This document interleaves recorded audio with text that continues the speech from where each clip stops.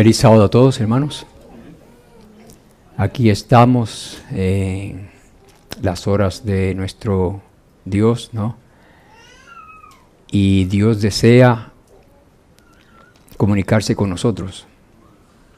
Y Él lo ha hecho a través de su palabra, para que sepamos que a pesar de que no lo vemos, nuestra fe nos lleva a ver al invisible. Y nuestra fe nos lleva a comprender el por qué no le vemos. La fe nos lleva a comprender el conflicto de los siglos en que vivimos, para que así no nos desanimemos y continuemos hacia adelante. Hubo un creador, hay un creador y siempre habrá un creador.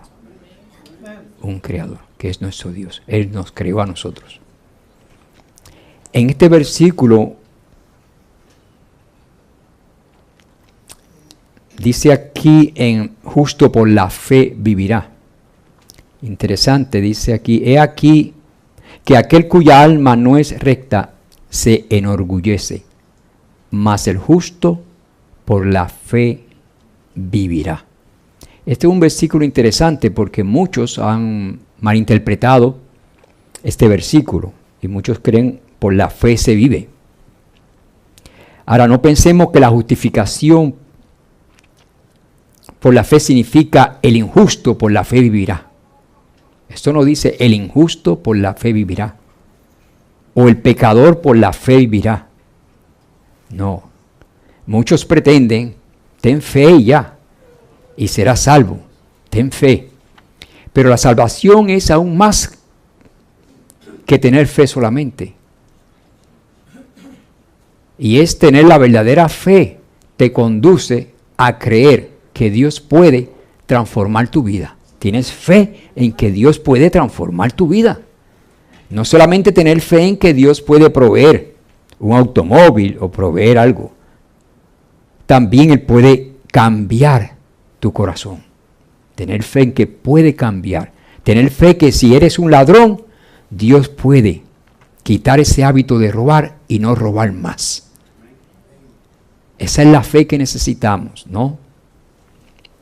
Y muchos creen que Dios entregó a su Hijo y fue una vida de sufrimiento para que el hombre no tuviese que obedecer más su ley, para exonerar al hombre de la obediencia. Y por eso muchos consideran que la ley quedó abolida cuando Cristo murió en la cruz del Calvario. Y creen que esa muerte exonera al hombre de su responsabilidad. No, hermanos, esa ley, la obediencia a ella, es la que nos va a conducir a evitar sufrimientos. La precisa ley de Dios es la que nos va a conducir a que termine ya el sufrimiento, el dolor, el llanto. Y fíjense como dijo Cristo, no penséis que he venido a abrogar la ley o los profetas. No he venido para abrogar, sino para cumplir. Así que Cristo no vino a abrogar la ley. Él vino a cumplirla como ejemplo, para que nosotros viéramos los frutos buenos de cumplir esa ley. Los frutos buenos. La ley dice no robarás. ¿Es buena esa ley? Amén, es una ley buena, no robarás. No podemos decir que porque Cristo murió en la cruz del Calvario quedó esa ley abolida. Esa ley es necesaria para la convivencia entre los seres humanos. Es una ley necesaria para la felicidad de todos. Para la felicidad de todos. Así que Cristo no vino a abrogar la ley. Él vino a cumplirla para que vean los frutos maravillosos del cumplimiento de esa ley. Y esa ley, pues, es una ley de amor. El no robar, eso es usted le tiene amor al prójimo y por eso usted no le lleva al prójimo lo que le pertenece a él. Eso es amor. Eso es amor.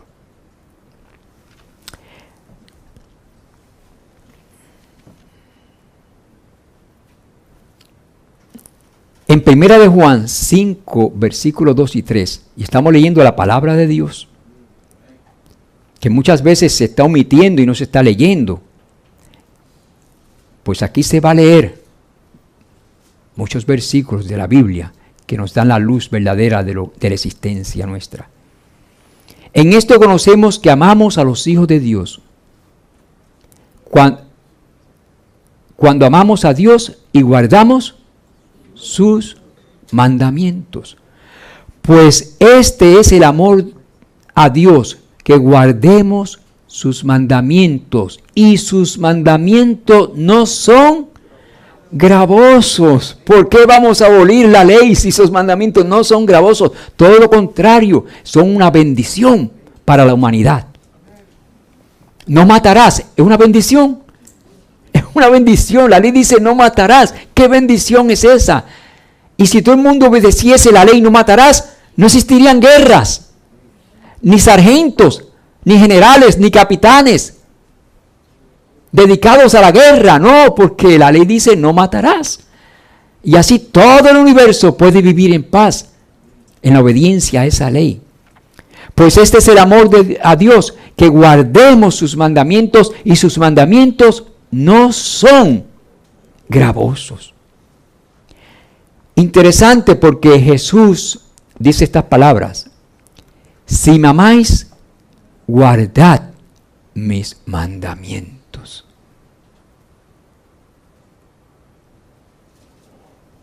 Si guardareis mis mandamientos, permaneceréis en mi amor, así como yo he guardado los mandamientos de mi Padre y permanezco en su amor. Jesús permaneció en el amor porque obedeció los mandamientos de Dios.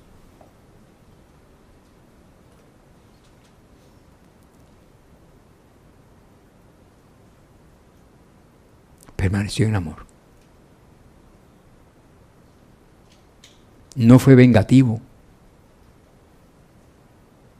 Murió en la cruz del Calvario y no hubo en su corazón ningún sentimiento de venganza. Todo lo que sintió fue amor hacia aquellos que lo estaban crucificando. Un amor inmenso el de Cristo hacia la humanidad. Un amor inmenso.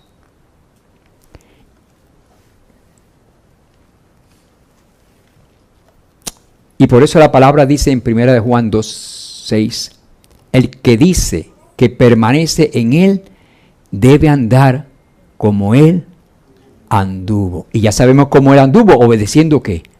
Los mandamientos de Dios. Ha causado mucha inmoralidad el hecho de interpretar que la ley quedó abolida. Porque con esa enseñanza de que la ley quedó abolida, pues se desenfrenan las pasiones y las inclinaciones al mal se satisfacen porque la ley quedó abolida. Pero la ley nunca podrá quedar abolida, nunca, porque es la ley de la existencia, la ley de que podamos convivir mutuamente en paz y en tranquilidad. Y si esa ley queda abolida, pues a matar se ha dicho, a robar se ha dicho. Sería un caos, ¿sí o no? Así que debemos andar como anduvo Cristo, obedeciendo la ley de su Padre. Vamos a leerlo nuevamente. Si me amáis, guardad mis mandamientos. Si guardáis mis mandamientos, permaneceréis en mi amor, así como yo he guardado los mandamientos de mi Padre y permanezco en su amor. Nuestro amado Cristo. Palabras sencillas, profundas pero sencillas. El bien es sencillo. El bien no es complicado. El bien es sencillo. Lo que es complicado es el mal. El odio es complicado. La venganza es complicada. Porque esos son sentimientos que generan turbaciones emocionales. Así que son complicados. Ahora el amor no es complicado. La paz no es complicada. La tolerancia no es complicada. La comprensión no es complicada. La incomprensión es complicada, ¿sí o no? Cuando usted no comprende, se complican las cosas. Pero cuando usted comprende, comprendió, todo quedó bien. No es tan complicado.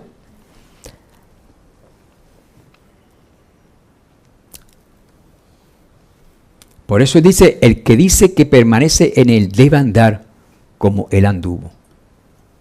Y Apocalipsis 14:12 dice lo siguiente: aquí está la paciencia de los santos, los que guardan los mandamientos de Dios y la fe de Jesús.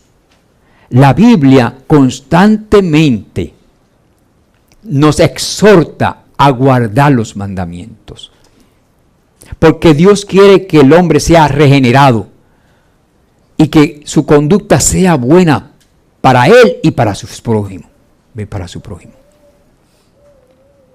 Y por eso dio los 10 mandamientos, mandamientos maravillosos, no son gravosos. Aquí está la paciencia de los santos, los que guardan los mandamientos de Dios y la fe de Jesús. Y hay que tener paciencia para guardar los mandamientos de Dios en cierto aspecto, porque si alguien le da un golpe a usted en una mejilla, hay que tener paciencia para entregarle la otra. Pero eso fue lo que Cristo hizo. Fue nuestro gran ejemplo. Fue nuestro gran ejemplo. Para que pudiéramos convivir en paz y en tranquilidad. Para que podamos vivir en paz y en tranquilidad. El amor siempre será. El amor es eterno. El amor es eterno. Porque eterna es la vida y el amor promueve la vida. Ahora, la fe de Jesús, hay que tener la fe de Jesús. Ahora, la fe ha sido tergiversada. ¿Qué es fe? Ha sido tergiversada. Y vamos a leer algo interesante aquí. En el libro Fe y Obras, página 29, dice lo siguiente: es sofistería de Satanás la idea de que la muerte de Cristo introdujo la gracia para ocupar el lugar de la ley. El hecho mismo de la muerte del amado Hijo de Dios a fin de redimir al hombre muestra la inmutabilidad de la ley divina. La ley hay que cumplirla. Dice aquí, el transgresor muere. ¿Quién murió? Cristo. ¿La ley fue abolida? No, hubo una muerte. Cristo murió. Si la ley pudiese haber sido abolida, pues ¿para qué Cristo va a morir? Cristo murió en lugar nuestro, para que tuviésemos otra oportunidad. Y a la misma vez se cumple ¿qué? La ley. Dice, cuán fácilmente, desde el punto de vista del transgresor, Dios podría haber abolido su ley, proveyendo así una vía por la cual los hombres pudieran salvarse y Cristo permanecer en el cielo. La doctrina que enseña libertad mediante la gracia para quebrantar la ley es un engaño fatal. Todo transgresor de la ley de Dios es un pecador y nadie puede ser santificado mientras vive conscientemente en pecado. Nadie. Mientras usted viva robando, usted no puede ser santificado. No puede ser santificado. Tiene que dejar de robar. Y fíjense lo que dice aquí. La condescendencia y la agonía del amado Hijo de Dios no fueron soportadas para concederle al hombre libertad para transgredir la ley del Padre y no obstante sentarse con Cristo en su trono. Fueron para, mediante los méritos de Cristo y el ejercicio del arrepentimiento y la fe, hasta el pecador más culpable pudiera recibir perdón y obtener fortaleza para vivir una vida de obediencia. El pecador no es salvado en sus pecados, sino de sus pecados. Es diferente. No es salvado es de sus pecados. Si un joven o un niño o un adolescente roba y lo meten preso, la madre dice, yo quiero salvarlo.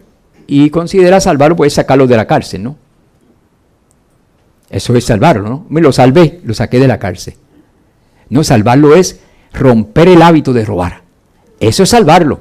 Porque sacarlo de la cárcel, bueno, pues lo salvé al hijo mío, lo saqué de la cárcel. Pero puede fácilmente volver otra vez. Otra vez va a volver. Salvación es cuando él rompe el hábito de robar, ha sido salvo. Esa es la verdadera salvación. Esa es la verdadera salvación. Así que usted le dice a Dios, sálvame, ¿pero de qué? ¿De las consecuencias? ¿O sálvame de lo que causó las consecuencias? Es diferente. Sálvame de las consecuencias es una cosa. Sálvame de lo que causó esas malas consecuencias, mi conducta. Esa es la salvación permanente y para siempre. Permanente y para siempre. Y fíjense un versículo bíblico que lo indica muy bien. Dice, queremos ser salvos, ¿pero de qué? Y fíjense como dice aquí en Mateo 1:21. Y dará a luz un hijo y llamará su nombre Jesús, porque él salvará a su pueblo no dice dice de sus pecados. De sus pecados. Y muchos creen que los pecados se escriben en el cielo. Entonces dice, mire, bórreme ese pecado que yo hice del cielo, bórreme ese, que yo robé esa fecha, bórreme la fecha en que robé y la acción que tomé. Bueno, el cielo borra eso, pero el cielo quiere robar algo más, quiere borrar lo que está en tu corazón, que te conduce a robar. No es, porque muchos padres podrían decir, bueno, mi hijo tiene un expediente muy malo, pero si borramos lo que ha causado esa maldad que se ha escrito ahí, pues él queda limpio. Y podríamos borrar, mire, robó en tal fecha, y se borra todo del expediente. Pero el cielo no trabaja así. El cielo quiere que quede borrado la inclinación a robar de su corazón, no del expediente. Y cuando usted se va a arrepentir, no se arrepienta de lo que hace. Porque lo que hace es simplemente la manifestación de lo que estaba en su corazón. Arrepiéntase de lo que usted es. Un ladrón. Arrepiéntase de lo que es, no de lo que hace. Lo que hace es consecuencia de lo que es. El arrepentimiento profundo es, me arrepiento, Señor, de lo que soy. De lo que soy. Soy un ladrón. No me arrepiento de lo que robé. No es suficiente. No es suficiente. No llega a la profundidad del verdadero arrepentimiento. No llega. No llega. Señor, perdóname por lo que soy. Y quiero ser otro. Y usted podrá decir triunfantemente, no vivo yo, mas vive Cristo en mí.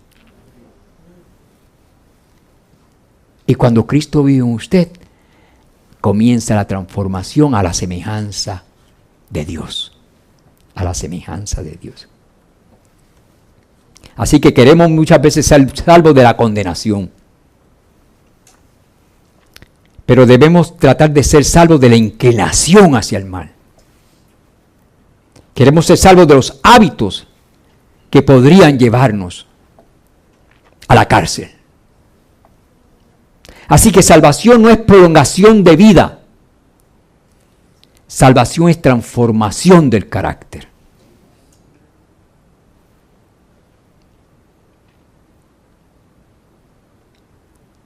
Transformación del carácter. Eso es salvación. Prolongar la vida no es salvación. Señor, yo quiero continuar viviendo. Sálvame para continuar viviendo. No, eso no es salvación. Señor, transforma mi corazón. Eso es salvación. Porque dice la palabra en Efesios 4, 28, 30. El que roba, no robe más, sino más bien que trabaje, haciendo con sus manos lo que es bueno, a fin de que tenga que compartir con el que tiene necesidad.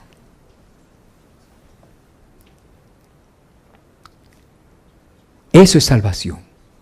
Que el que roba, no roba ¿qué? No roba más. ¿Ha sido salvo? No es cuestión de borrar del expediente lo que hizo.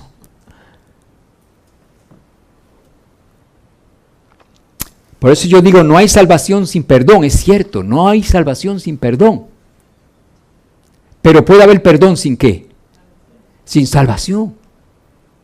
Ahora, indudablemente, necesitamos el perdón. Porque no hay salvación sin perdón. Por eso Cristo ofrece esa primera salvación, esa oportunidad del perdón.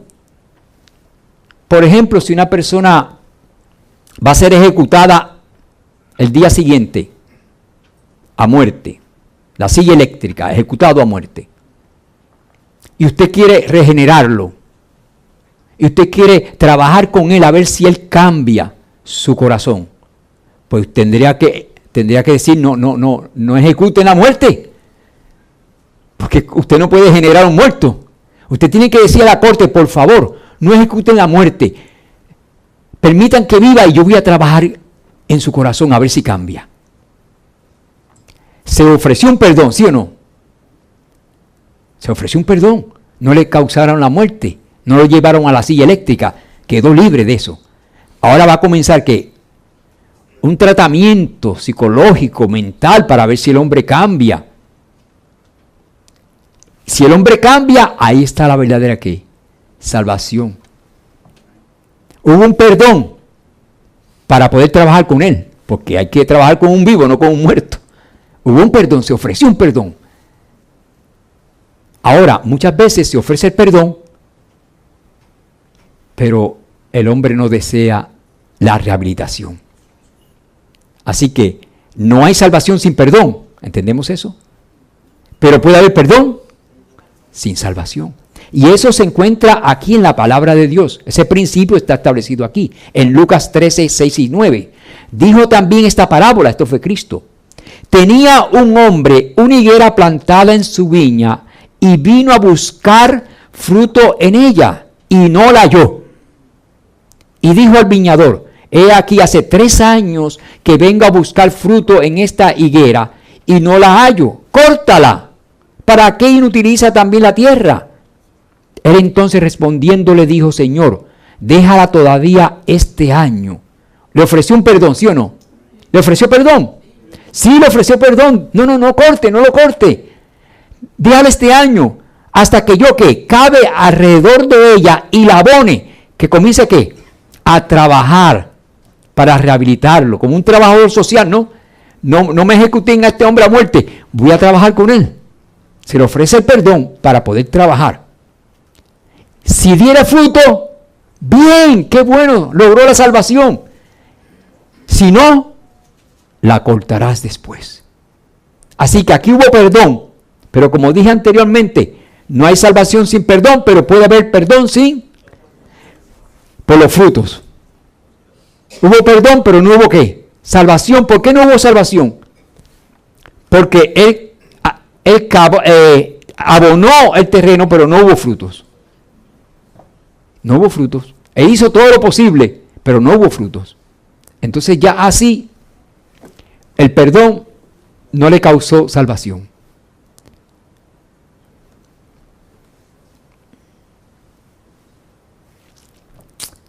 Ahora, hay un concepto errado de que la salvación nos hará pensar que el injusto o el pecador por la fe vivirá. Pero eso no es lo que la Biblia enseña.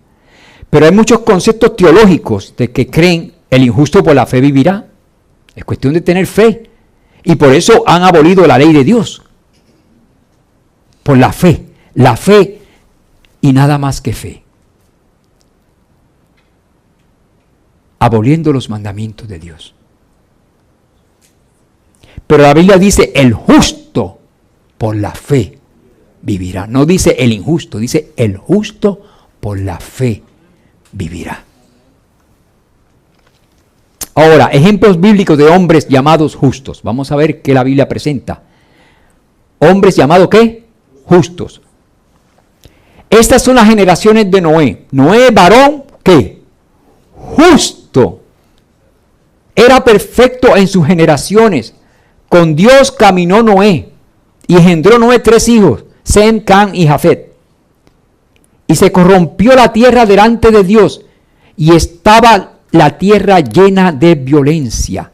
Y miró Dios la tierra, y aquí estaba corrompida, porque toda carne había corrompido su camino sobre la tierra. Pero Noé no se corrompió. Noé no se corrompió, y al no corromperse, Dios lo miró y dice, aquí hay un hombre que justo. Porque vio los frutos de Noé, y lo consideró hombre justo. Otro ejemplo de la Biblia.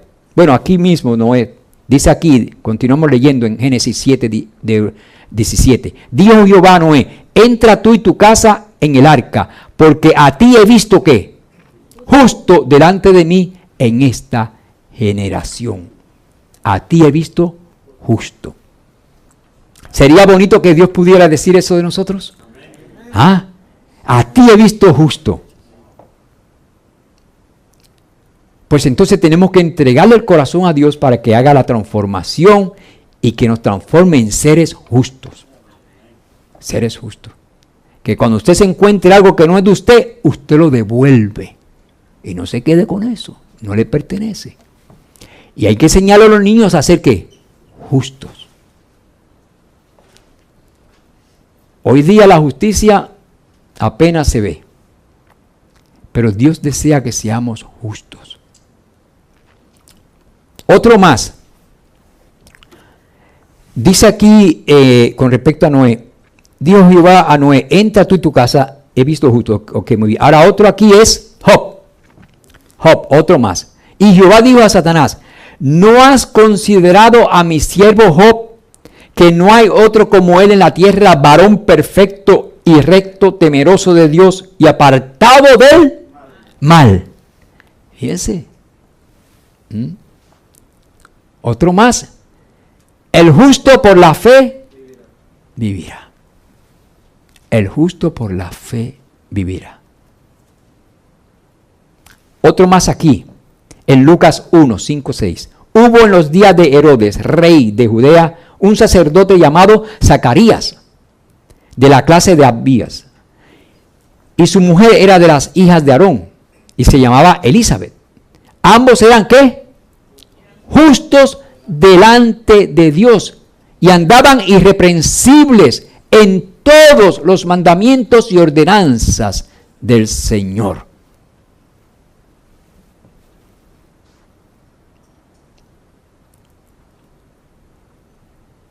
Sería bonito que Dios pudiera decir de usted, te estoy mirando y eres una persona justa.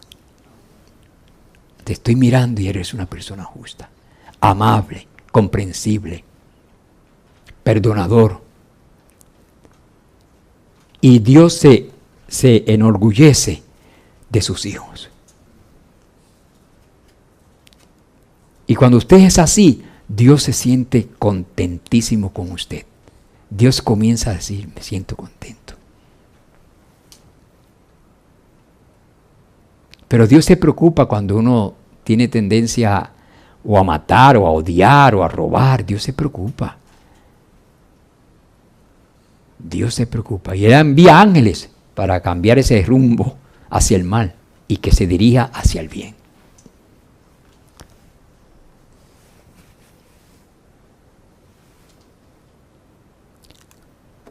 ¿Será justo una persona que roba? No. No puede. Y fíjense como dice la palabra de Dios en 1 Corintios. ¿No sabéis que los injustos, fíjense, el justo vivirá por la fe, pero no es cuestión de una fe que va a abolir la ley. No, no, no. Aquí dice, ¿no sabéis que los injustos no poseerán el reino de Dios? No erréis, que ni los fornicarios, ni los idólatras, ni los adúlteros, ni los afeminados, ni los que se echan con varones, ni los ladrones, ni los avaros, ni los borrachos, ni los maldicientes, ni los robadores heredarán el reino de Dios. Por eso el justo por la fe vivirá. Ahora la pregunta sería, ¿cuándo Dios podrá decir que somos justos? ¿Cuándo Dios podrá decir que somos justos? ¿Cuándo? Cristo dice que Él obedeció sus mandamientos. Ahora, fíjense aquí.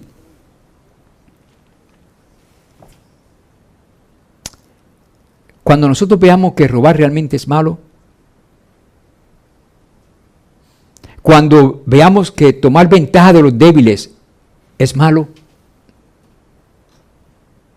cuando seamos buenos con nuestros hijos, con nuestros familiares, con nuestros amigos, aún con nuestros enemigos, entonces Dios podrá decir, este es un hijo justo.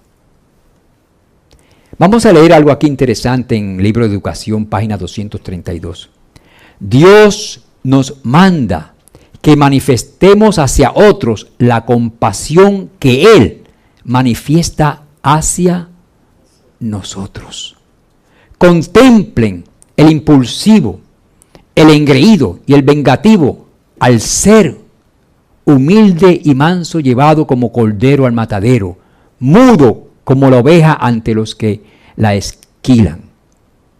Contemplen a aquel a quien han traspasado nuestros pecados y abrumado nuestras penas, y aprenderán a soportar, tolerar y perdonar. Por la fe en Cristo se puede suplir toda deficiencia de carácter, purificar toda impureza, corregir toda falta y desarrollar toda buena cualidad. Por la fe en Cristo. Y cuando tengamos estas cualidades, entonces Dios dirá, este es un hombre bueno. Esta es una mujer buena, de corazón. Buena de corazón. Y no solamente lo dirá Dios, también lo van a decir los vecinos y sus compañeros. Este es un hombre bueno de corazón. Óigame, qué premio más bello que ese. ¿Qué premio? Ese es un premio, una corona. Que puedan decir, este es un hombre bueno, de confianza, que puedan decir, a este yo le tengo confianza, porque sé que es temeroso de Dios, y va a cumplir con su deber, y va a ser un buen trabajador, y no va a ser un ladrón. Óigame, eso es tener una corona, y eso es recompensado por el cielo, y muchas veces recompensado aquí en la tierra también. Yo he conocido muchos jefes de corporaciones que dicen, este hombre es mi mano derecha.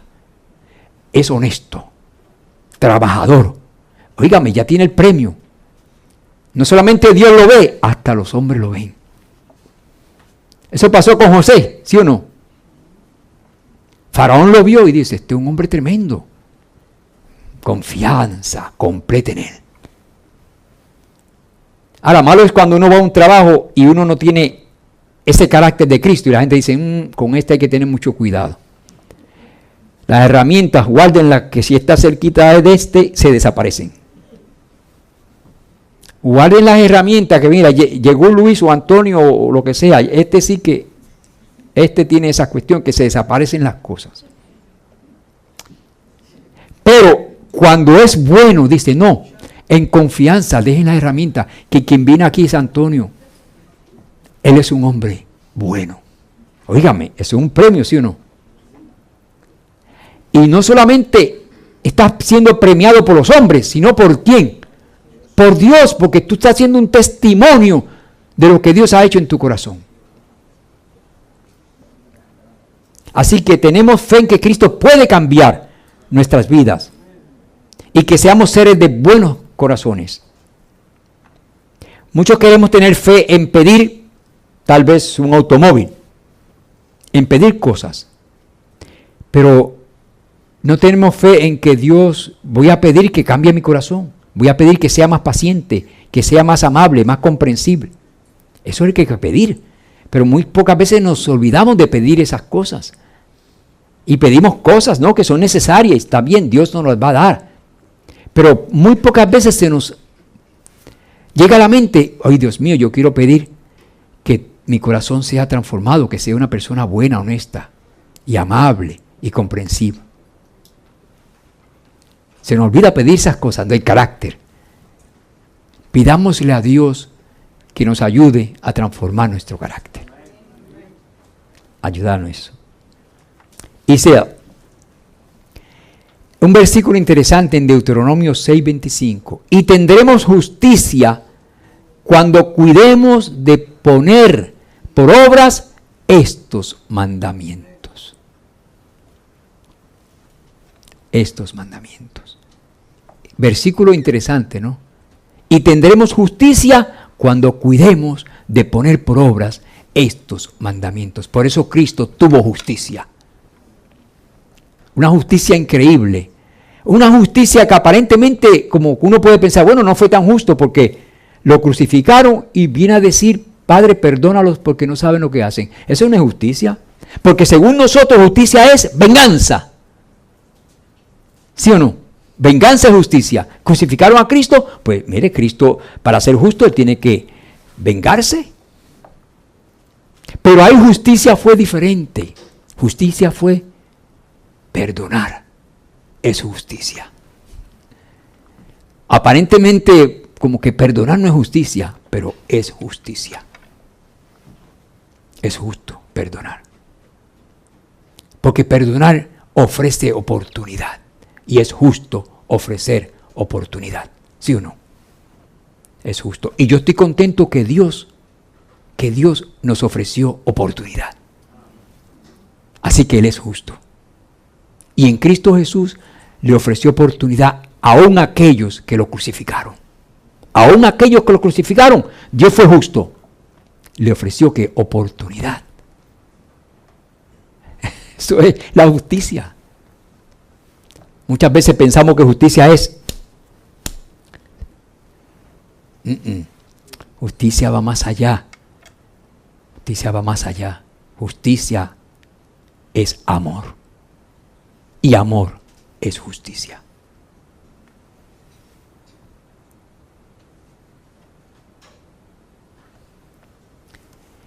En Romanos 2:13 dice, los cumplidores de la ley serán justificados. Y luego dice en Éxodo 23:7, yo no justificaré al impío. No justificaré al impío. Y muchos creen en Cristo soy justificado. Y ya. Pero la palabra dice que si usted es impío, yo no justificaré al impío. Él va a justificar a los transformados de todo corazón. A ese árbol que no daba fruto, pero luego comenzó a dar ¿qué? Buenos frutos. Ese es justificado. Todo árbol que da buen fruto es justificado. Luego dice esto interesante en Proverbios 17:15. El que justifica al impío y el que condena al justo, ambos son igualmente abominación a Jehová. El que justifica al impío y el que condena al justo. Hoy día, hermanos, la corrupción, la inmoralidad es justificada. Interesante. La inmoralidad está siendo ¿qué? Justificada, que es una condición impía. Ahora, están siendo condenados la moralidad. Por eso es que hoy día, si yo le digo que el homosexualismo es un pecado y que no se debe practicar, pues soy yo condenado. Soy condenado. Y los impíos son justificados. Eso es lo que está sucediendo hoy día. Ahora, Dios dice, el que justifica al impío y el que condena al justo, ambos son igualmente abominación a Jehová. Y hoy día hay muchas leyes que realmente están justificando al impío. Hay leyes increíbles que están tratando de, allá en Europa, están tratando de que el hombre se pueda casar con una menor de edad, con un niñito, ¿sabe? Y si usted va en contra de esa ley, usted es una persona mala.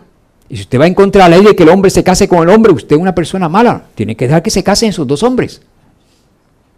Y usted está en contra de la ley del amor. Entonces se está justificando al impío, pero se está condenando ¿a quién? Al justo. Y para los tiempos finales se va a condenar al justo. Porque el mundo entero se va a entregar a la inmoralidad. Y no le va a llamar inmoralidad, porque esos son tabú, según ellos, ¿no? Es tabú, el tabú. Ya nosotros nos liberamos de eso. Tabú, son tabú.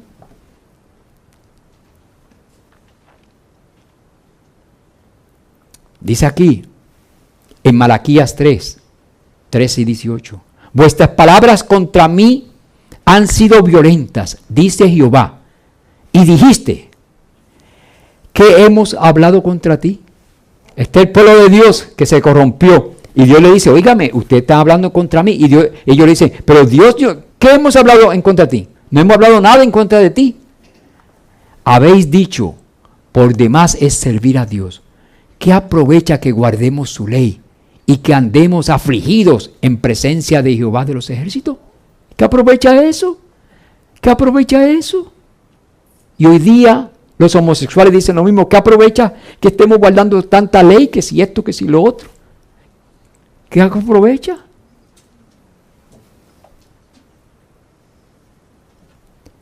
Decimos pues ahora, bienaventurados son los soberbios y los que hacen impiedad.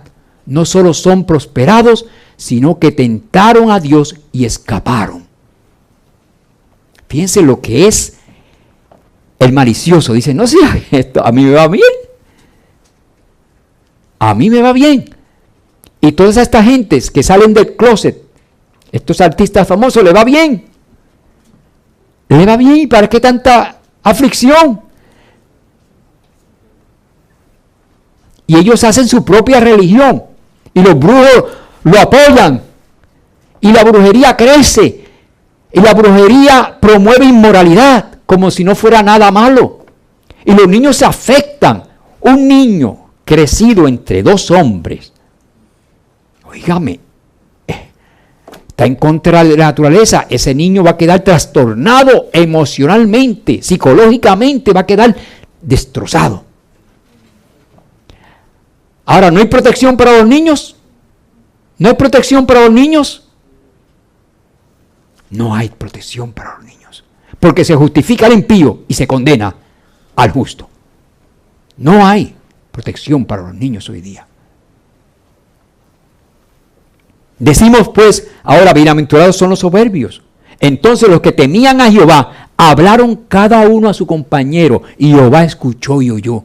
Y fue escrito libro de memoria delante de él, para los que temen a Jehová y para los que piensan en su nombre. Ahora Jehová tiene un pueblo que se une y dicen, espérate, esto está mal, este camino no es. La sociedad está permitiendo cosas que Dios no quiere que sean así. Y por eso estamos aquí reunidos, ¿sí o no? Para poder entender esto y no participar en esa inmoralidad corriente. Y dice, y serán para mí especial ¿qué? Tesoro. Ustedes son especial tesoro para Dios.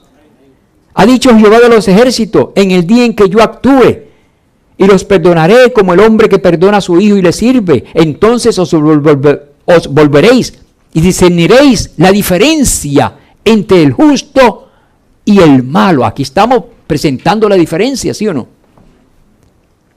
Entre el que sirve a Dios y el que no le sirve. Porque el que pasa es que el que no le sirve a Dios dice que sí, pero es otro Dios. Dicen que sí, yo le sirvo a Dios, pero es que ese otro Dios. Es que el que miente, miente. La ventaja del mentiroso es esa, que miente.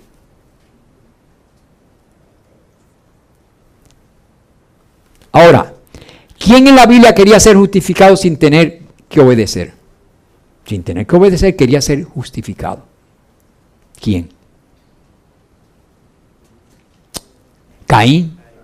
Caín, él no ofreció la ofrenda que Dios pidió. Él ofreció una ofrenda diferente a la que Dios pidió, la mía. Yo te ofrezco la mía. Podemos ofrecer el miércoles, el jueves, ¿sí o no? Pero Dios pide una específica. Ahora bien, ¿qué hizo Caín con su hermano? ¿Qué hizo Caín con su hermano? Miren, ahora escuchen bien. Primera de Juan 3:12. No como Caín, que era del maligno y mató a su hermano. Ahora la pregunta es, ¿y por qué causa le mató?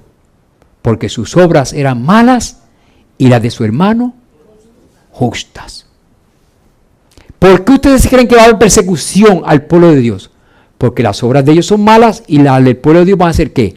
Justas.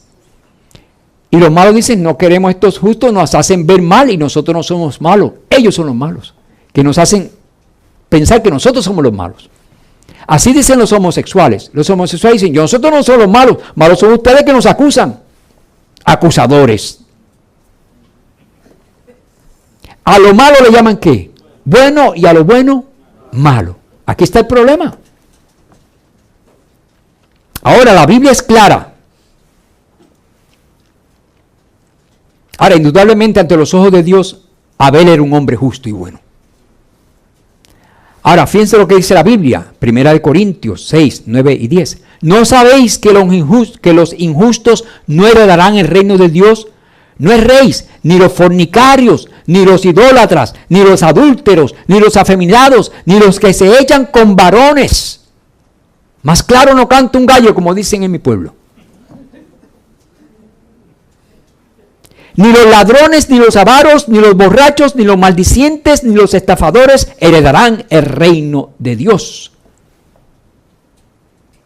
Por eso hay que tener fe en Cristo, porque dice la palabra, de tal manera amó Dios al mundo que ha dado a su Hijo unigénito, para que todo aquel que en Él cree no se pierda, más tenga ¿qué? Pero espérense. Vamos a analizar eso, porque muchos cogen ese versículo para ser cristianos liberales.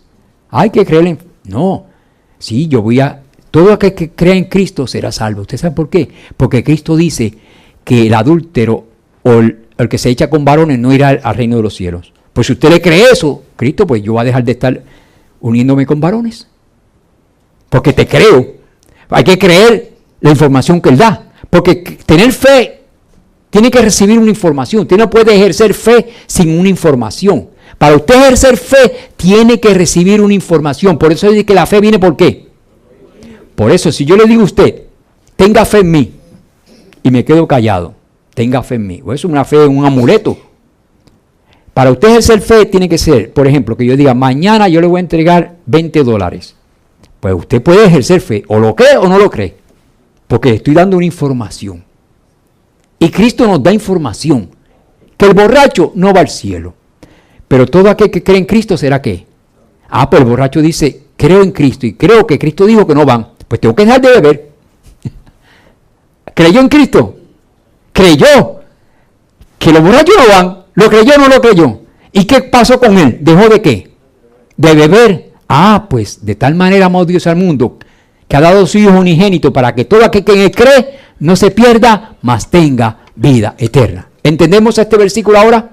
Ha sido utilizado erróneamente por muchos pastores y por muchos teólogos. Pero esto es sencillo. Hay que creer. Y aquí dice la palabra, ¿no sabéis que los injustos no heredarán el reino de Dios? ¿Lo creemos o no lo creemos? Yo creo en eso. Pues voy a dejar de ser injusto para poder ¿qué? Heredar el reino de Dios. Miren qué sencillo es esto. Ahora los teólogos hacen una de cosas tan complicadas con tal de satisfacer sus inclinaciones hacia el mal e ir al cielo. Ahora, ¿cuál fue el propósito de Cristo morir en el Calvario? Muchos dirán, bueno, para salvarme. ¿Pero salvarme de qué? Lo mismo que expliqué anteriormente. Salvarme de que me borre que en mi expediente aparece que robé. Bórrame eso de ahí. ¿Eso es salvación? No, salvación es que borre de mi corazón la inclinación a robar. Ahora, fíjense lo que dice la palabra de Dios. Vamos a escuchar la palabra de Dios. En Hechos 3:26 dice lo siguiente: a vosotros primeramente Dios, habiendo levantado a su Hijo, lo envió para que os bendijese, a fin de que cada uno se convierta de su... Ahí fue, por eso fue Cristo murió. No fue para que usted continuara con la maldad, como muchos pretenden. Cristo murió, así que voy a continuar con la maldad, ya Él pagó. No, aquí dice claramente, el versículo dice, a vosotros primeramente Dios, habiendo levantado a su Hijo, lo envió para que os bendijese, a fin de que cada uno se convierta de su maldad. Ese fue el propósito. Ese fue el propósito, para que cause arrepentimiento en nuestros corazones. Cuando veamos a Cristo en la cruz, y por causa de mis pecados, causa arrepentimiento. Por causa de mí, un inocente muere. ¿Cómo es posible eso? Entonces usted dice, tengo que cambiar mi vida.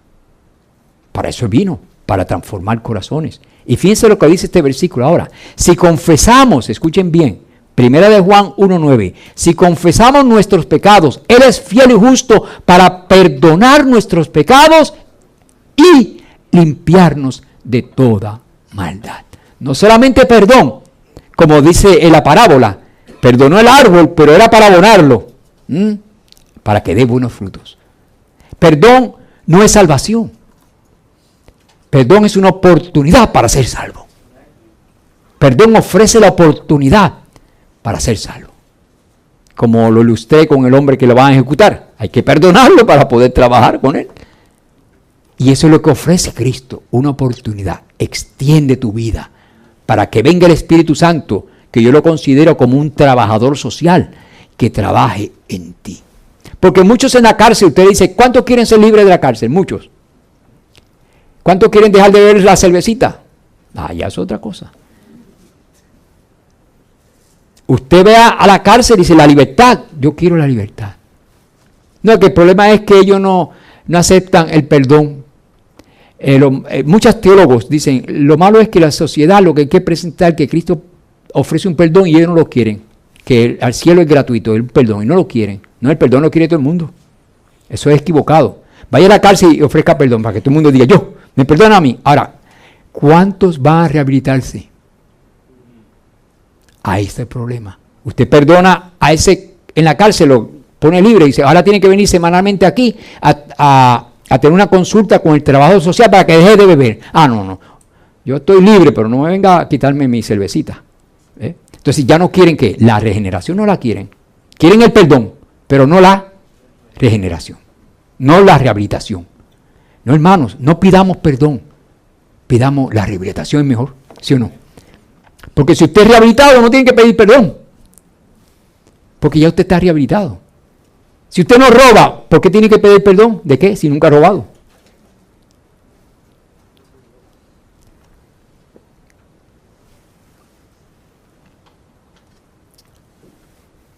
¿Con qué propósito Dios nos ha dado la Biblia?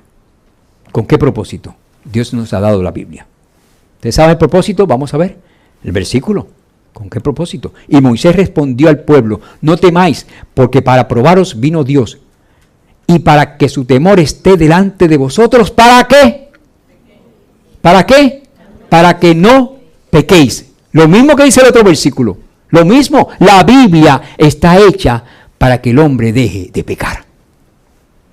Ese es el propósito de la Biblia, para que el hombre pueda rehacer un corazón a la semejanza divina.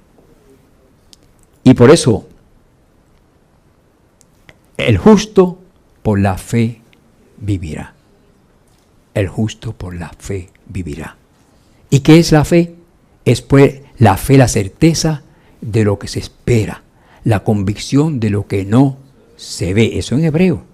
Porque por ella alcanzaron buen testimonio los antiguos. Por la fe entendemos haber sido constituido el universo por la palabra de Dios. De modo que lo que se ve fue hecho de lo que no se veía. Por la fe Abel ofreció a Dios más excelente sacrificio que Caín, por lo cual alcanzó testimonio de que era justo, dando Dios testimonio de sus ofrendas, y muerto aún hablaba por ella. Por la fe Enoc fue traspuesto para no ver muerte, y no fue hallado porque lo traspuso Dios.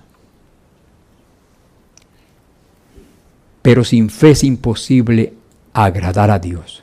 Por la fe Noé, cuando fue advertido por Dios acerca de las cosas que aún no veía, con temor preparó ¿qué? El arca en que su casa se salvase. Ahora, ¿en qué consiste la fe? ¿En qué consiste la fe? No es tener fe en la fe, es tener fe en la palabra de Dios. Tener fe en la fe es superstición. Es tener fe en la palabra de Dios. Y sin fe es imposible agradar a Dios, hermanos. Es imposible. ¿En qué consiste la fe del justo? Miren, fe en que Dios fue el creador del mundo. Fe en que Dios santificó el séptimo día. Fe en que Dios fue el creador del hombre. Fe en que la Biblia es la palabra de Dios. Fe en que Cristo murió por nosotros para ofrecer perdón y transformación. Fe en que Cristo vendrá otra vez. Fe en que los muertos en Cristo resucitarán para vida eterna. Fe en que Dios renovará este planeta y no habrá más llanto ni dolor. Fe en que no existirá más la maldad. Fe en que los malvados no heredarán el reino de los cielos. Fe en el mensaje pro salud, fe en el espíritu de la profecía, fe en la revelación del conflicto de los siglos, fe en las profecías bíblicas. El justo por la fe vivirá. Ha sido transformado, pero tiene la fe en que algún día tendrá vida eterna. Y viviremos en un mundo sin más llanto ni dolor. Y veremos lo que no estamos viendo ahora, que se nos hace difícil. Y Cristo no ha llegado. Cristo no ha llegado. Muchos pierden la fe. Pero la Biblia dice que para Dios 1000 años es como un día. Y que no pensemos que se ha retrasado su venida, sino que Él es paciente y desea que muchos logren ser transformados. Así que, hermanos, nosotros tenemos que tener la fe. Y el justo por la fe vivirá. Que Dios nos bendiga.